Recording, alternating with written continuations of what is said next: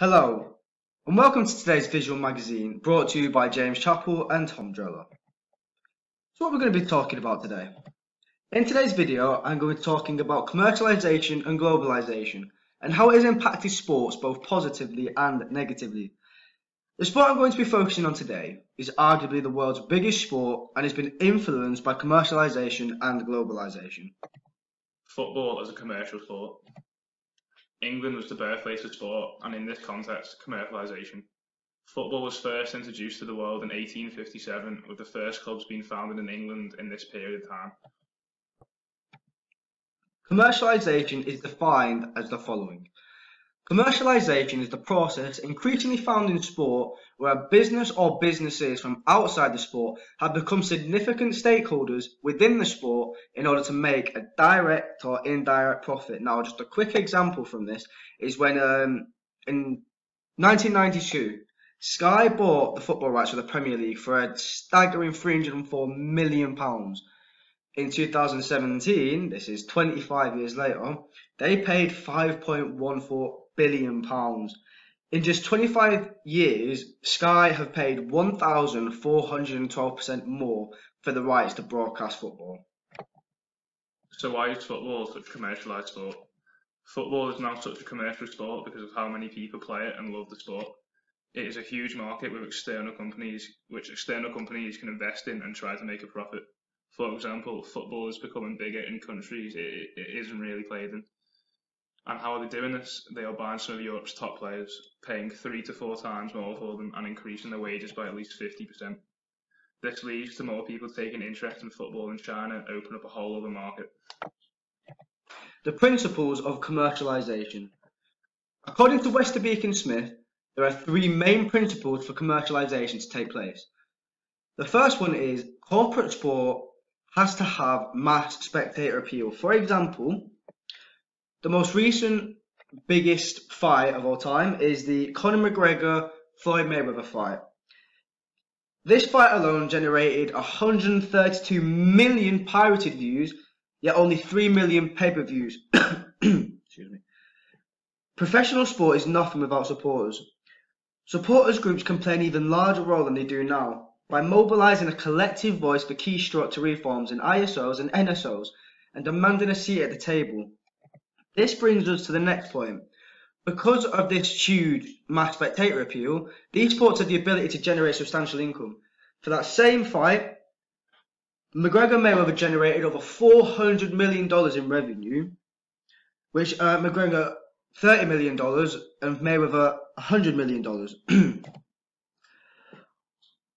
Because of the money, they can employ highly skilled managers to further capitalise upon the commercial opportunities. Now, Manchester United signed Portuguese manager Jose Mourinho because of his outstanding trophy collection and experience at the highest tier of football on a 3-year deal in 2016, with the opportunity to stay until at least 2020. He will be paid around £46.5 million in his 3-year deal. Media and technology plus commercialisation makes a very happy family. With the huge advancements in media, it has never been easier to get closer to the sport. And with this, the price of having rights have increased incredible amounts. Sandermeer wrote, broadcast rights bring substantial sums to the IOC and fees to the host cities. For example, NBC has paid $4.38 billion and $7.65 billion for the rights to broadcast the 2016 to 2020 Olympic Games. Also, technology has had a huge role to play in commercialisation, from developing wireless handheld devices like phones and tablets to make purchases and viewing things easier, to live sports events being available at the touch of a button. DeVillett and Foster wrote, technology and business innovation are transforming professional sports over time as the cost of technology lowers. This argument will shift towards more technology in sports. Sports such as football have more conservative cultures that are reluctant to adopt technology and do only so to react to large mistakes, such as England's crucial goal that was disallowed against Germany in the South Africa World Cup. So, media and technology plus commercialization make a very happy family. So, commercialization in football. Is it becoming too commercialized? With the rapid increase in football's commercialization, prices in every sector have risen, from players' wages and values increasing to merchandise prices going up, More and more external companies are investing their money to try and get recognized globally. Also, with the huge uproar of social media, more and more people now have access to simply funding commercialization in football. On the other hand, however, commercialization has made football what it is today. Without it, we wouldn't be able to watch it in the comforts of our own home. The first live game televised was on 16 September 1937. Now we're able to watch live football, football from the past, gamble on football, and so on, just at the click of a button. So is football staying football, or is it becoming a business? We came up with a list of pros and cons. One of these pros is that it brings in money for the sport. Another pro is that it attracts more people to the sport. Another one is it also helps underprivileged people. Some of the cons are certain clubs end up dominating the sport. There are changes in the sport which upset fans, and there's an increase in costs which is passed on to the fans. Overall, me and Tom believe that commercialization has had a positive effect on football as a sport. This is because so much money has been invested into the sport, which has raised a barrier of conversation, suspense, and excitement. Although people believe that commercialization has gone too far, we as spectators and fans have control, as we are the people who fund commercialization. If it did ever go too far, we are able to put commercialization on hold and reinstall what sport is all about. Next up is globalization.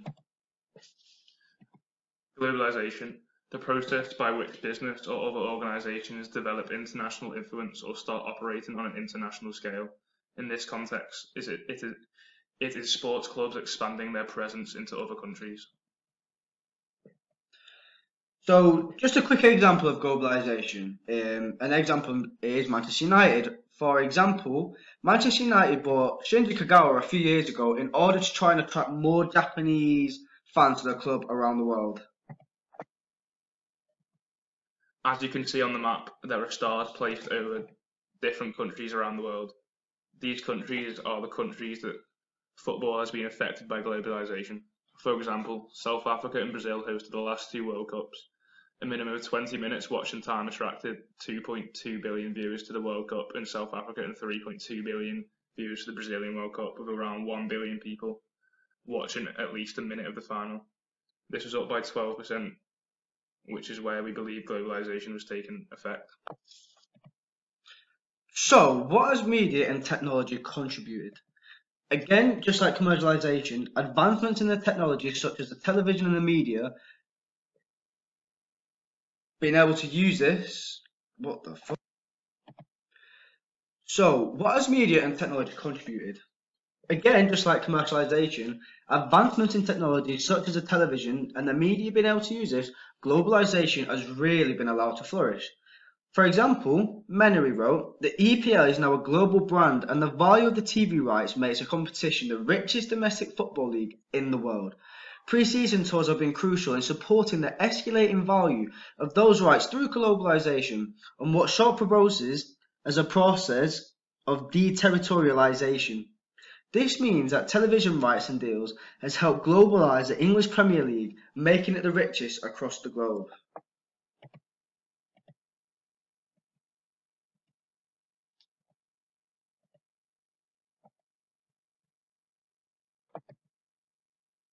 Globalization, good or bad. Just like commercialization, globalization has both its pros and cons. Professors have taken to the keyboard to give their expert opinion.